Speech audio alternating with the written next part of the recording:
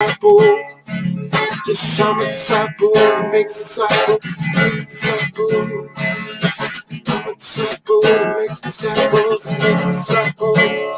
I'm a disciple that makes disciples, that makes disciples. Get firmly rooted. So let's get firmly rooted.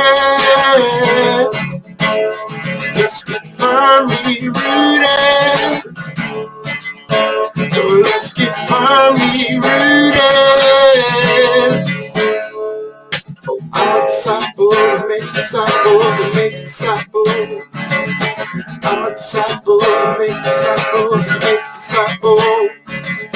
I'm a disciple that makes disciples, that makes disciples. Let's get firmly rooted. Firmly rooted. Let's get firmly rooted.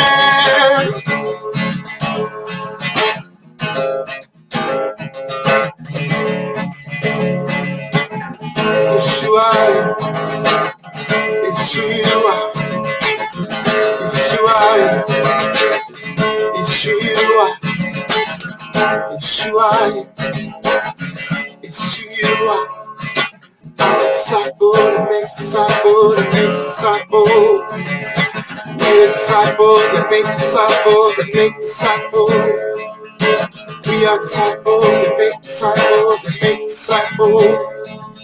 We are disciples that make disciples, that make disciples. Let's keep firmly rooted. Firmly rooted.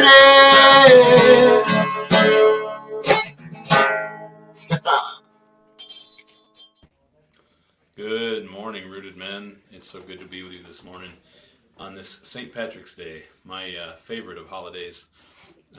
Takes me back to a whole lot of memories with Grandma and Grandpa on the farm. Just so many rich memories come to mind. It's funny how when we grow up and grow older, sometimes we lose some of those roots and some of those family traditions, and generations of family pass. And I can remember we used to have 100 people every family gathering, just my aunts and uncles and first cousins, and the big farm, every big meal, Grandma would cook, and just always being surrounded by so many people. And at some point along that line, that ended. And it's like you never know it's coming. But a few years go by, and I start to miss it so much. And boy, what I wouldn't trade for another St. Patrick's Day on the farm with Grandma and Grandpa. So no, this isn't the most traditional holiday for everybody. Non-Irish families, it's more about drinking than anything else, which some of us still imbibe in that. But St. Patrick's Day to me isn't just about celebrating St. Patrick. It's not about celebrating Ireland. It's really the most rich family memories I have. It's even richer than Christmas memories. It's kind of weird, but corned beef and cabbage takes me back to a hug from my grandma every time. And so I hope that you get to experience some of that today. I hope that your day is kind of filled, as I hope with every holiday. It's filled with opportunities to reach out and be with the ones you love, talk to the ones you love, just check in, just have a conversation about nothing, just for it to be a day when we can be intentional about things like that every day. But on a holiday, it's good. What better excuse, right? So today we're looking at Proverbs as we continue to go through Proverbs. And I promise, for those of you who have heard me talk a lot, it seems like I always get verses about money. And it's not intentional. It just keeps happening that way. It is kind of funny because it's something I'm so passionate about, and something that's really changed my life is digging into Bible studies about what God does and doesn't say about money. So the fact that today we're talking about Proverbs 3, 9 and 10. Honor the Lord with your wealth, with the first fruits of all your crops. Then your barns will be filled to overflowing, and your vats will brim over with new wine. There's so many ways you can go with this, right? We talk about what it means to have your barns overflowing and your vats brimming with new wine, and what new wine means in life and culture in that day, and what it means to have your storehouses full. Proverbs has so many incredible nuggets of wisdom in it. obviously being the book on wisdom, but you know, the wise man in the wise man's, it's not barn, the wise man house, there's stores of choice wine and choice oil, right? We talk about what it means to be wise, and you can't help but think about the story of Jacob, right? The 7 years of everyone getting fat and happy on the land, followed by 7 years of famine, and it was because he had the visions from God to tell Pharaoh that Pharaoh was able to help his people survive through that. And that's what it's always about, isn't it? Putting in the diligent work now. You know, Proverbs also says that no discipline seems pleasant at the time, but it yields a harvest of righteousness. Sorry, my words are getting scrambled this morning. No discipline seems pleasant at the time. But you know, it's kind of one of those things. We always get to make that choice. Am I going to be disciplined now and make the sacrifices now? Or am I going to be stuck with the consequences later and sacrifice then? You kind of get to choose your pain so often, right? You choose whether I'm going to just do it, bite the bullet, rip off the Band-Aid, whatever the cliche is you want to use. When we are honest with ourselves and understand the challenges we face and take them on head on as men, that's kind of how we're programmed to be, right? We're not programmed to let it sit and fester and stew, and to me, that's what the idea of first fruits is all about, right? There wouldn't be first fruit, there wouldn't be a crop at all if you hadn't already put in the work, right? You reap what you sow. You know, the farmer doesn't spend all year planting corn and then surprise, in the fall corn comes up. No, it was all intentional. It was a series of intentional acts and work that was put in. They knew what the fruits were going to be. You work all year, and when your crop comes in, the first fruits, sometimes it's even the choicest part of it. You know, you might know, some of you who are more adventurous eaters might know things like zucchini flowers and things that only come in the spring, and you have this really tiny window of time to get them, and they're some of the best foods in the world, right?